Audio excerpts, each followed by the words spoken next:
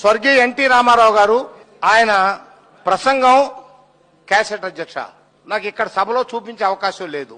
ఆయన ఆత్మఘోష ఒక్కసారి వినమని మాత్రం ప్రార్థిస్తూ ఉన్నా. అధికారంలో కూర్చోవడానికి గూడు పుటానికి ఈ మోసానికి మూల స్తంభం ఈ పద్మ వ్యూహానికి మూలకారకుడు చంద్రబాబే. టీడీపీ అఖండ విజయం సాధించి అధికారంలోకి రాగానే పార్టీలో వచ్చి చేరుతానని నన్ను ప్రాధేయపడ్డాడు. అప్పట్లో కొందరు పార్టీ నాయకులు ఆయన్ని పార్టీలోకి తీసుకోవద్దన్నారు. ఆ తర్వాత బ్రతిమలాటంతో చంద్రబాబును పార్టీలో చేర్చుకున్నాం.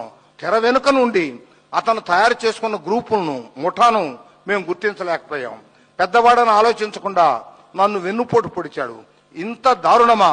ఆ తరువాత నాపై అభియోగాలు సృష్టించాడు. చంద్రబాబు మేకవన్నె పులి తేనె పూసిన కత్తి మీకు వెన్నుపోటు తుపాకీ పేల్చి గాంధీని పొట్టన పెట్టుకున్న గాడ్సే కన్నా నీచమైన వ్యక్తి చంద్రబాబు.